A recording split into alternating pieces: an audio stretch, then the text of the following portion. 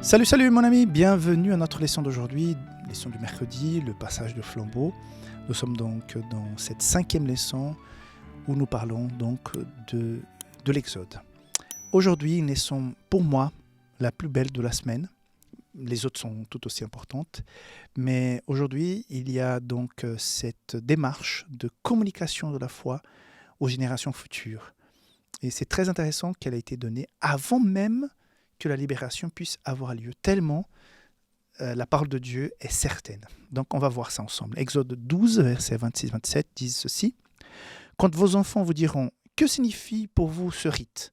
Vous répondrez « C'est le sacrifice de la Pâque en l'honneur de l'Éternel, qui a passé par-dessus les maisons des enfants d'Israël en Égypte quand il frappa l'Égypte et qui sauva nos maisons. Le peuple s'inclinera et se prosternera. » S'inclina et se prosterna, pardon.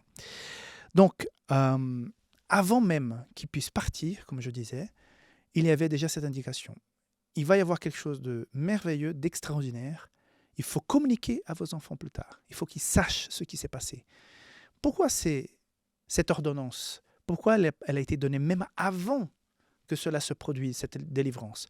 Pour montrer déjà donc l'importance qui serait donc cet événement. Ce n'était pas comme les autres plaies, ce ne serait pas une chose intéressante, mais bon, voilà, qu'on oublie après. Non, c'était un point crucial. Le peuple devait raconter aux générations futures, avec véhémence, avec détail, en s'impliquant dans l'histoire, exactement ce qui s'est passé à ce jour-là. À quelque part, c'était la prédication de l'évangile.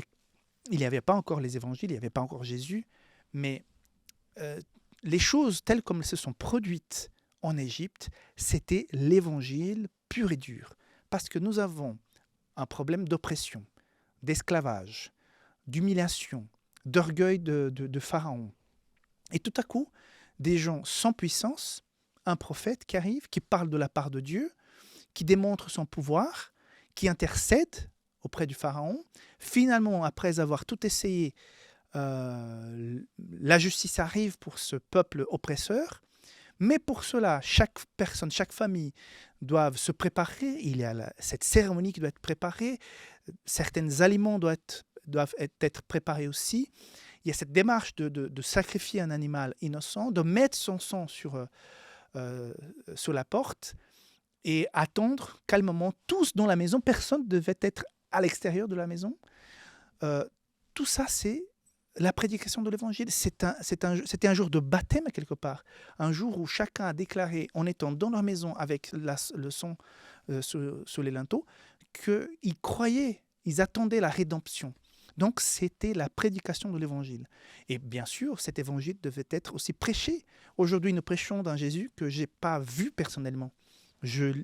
Même si j'étais en Israël, mais c'était 2000 ans après, je n'ai pas vu Jésus. J'ai vu les endroits où Jésus est passé, mais je ne l'ai pas vu.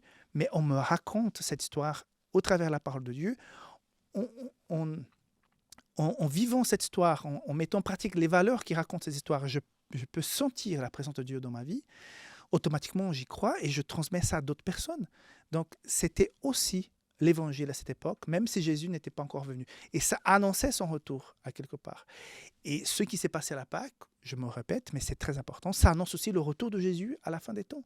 Ce Jésus qui reviendra, ne mâchera plus, ne touchera plus le sol, mais qui reviendra pour chercher ses enfants et pour finalement faire en sorte que cette terre, ainsi comme les premiers-nés ont été atteints par cette plaie, à la fin, cette plaie qui est la destruction de ce monde du péché, qui est à quelque part à détruire le péché, et tout ce qui a été contaminé, objet ou personne, par le péché, sera aussi détruit.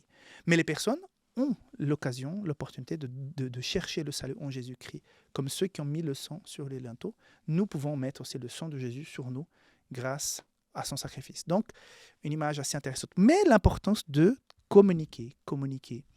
Et la leçon nous dit que les personnes devaient être véhémentes au moment de partager cette histoire, comme si elles étaient là, présentes, pour que les enfants puissent craindre Dieu et voir que ce Dieu de leurs parents, de l'histoire de leurs arrière-grands-parents, était le Dieu véritable.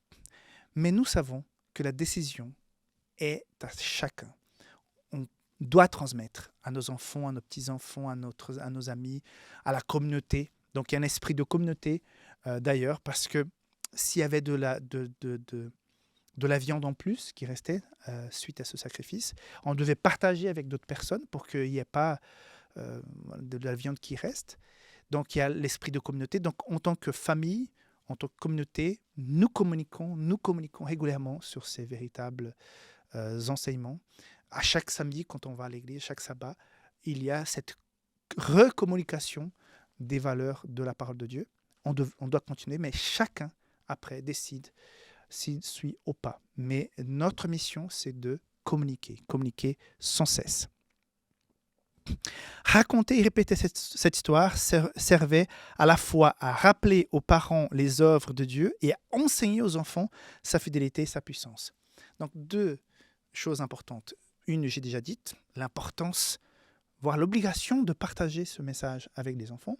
Mais à chaque fois, par exemple, quand je donne des études bibliques, quand je partage avec mes élèves les vérités de la parole de Dieu, les enseignements de la parole de Dieu, les valeurs de la parole de Dieu, ça renforce en moi ces mêmes valeurs. Puisque au moment de communiquer, à quelque part, je dois les préparer, je dois me nourrir, je dois me rappeler de quand et comment j'ai pu appliquer ces valeurs dans ma vie. Je partage des témoignages que j'ai vécus personnellement, des gens autour de moi qui ont vécu certaines choses, que je peux témoigner à ces personnes qui étudient la Bible avec moi. Et à quelque part, ça m'alimente aussi.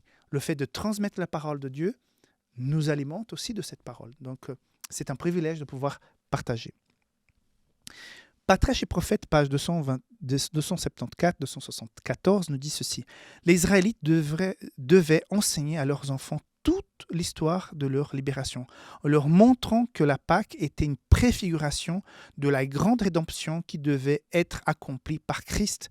De cette manière, les merveilles de Dieu seraient toujours fraîches dans leur esprit. C'est vrai que la Pâque, c'était le moment privilégié, mais régulièrement, ils devaient raconter comment Dieu les a libérés à ce moment-là pour rappeler que ce Messie qui allait venir allait faire de même. Donc voilà, rappelons-nous régulièrement, racontons cette histoire à d'autres personnes. Et si tu as l'occasion de partager de ton expérience de foi, j'ai eu le privilège pendant la conférence générale où j'étais récemment aux États-Unis de rencontrer des gens que je connaissais, d'autres que je ne connaissais pas, et on a pu partager certains témoignages de nos vies avec le Seigneur, et ce sont des bons moments. Quand quelqu'un me raconte comment Dieu a agi dans sa vie, ça me touche, ça m'inspire, et quand j'ai pu raconter des expériences que j'ai pu vivre avec le Seigneur, ça inspire aussi d'autres personnes. Donc j'ai vécu de bons moments où nous sommes alimentés mutuellement et spirituellement en racontant les bienfaits, les choses merveilleuses que Dieu a fait dans nos vies. Donc raconte-les aussi, toi, autour de toi, pour que ça puisse bénir quelqu'un d'autre, mais raviver cette flamme toujours chez toi. Je te garde, on se voit demain pour la leçon de jeudi. Bye bye.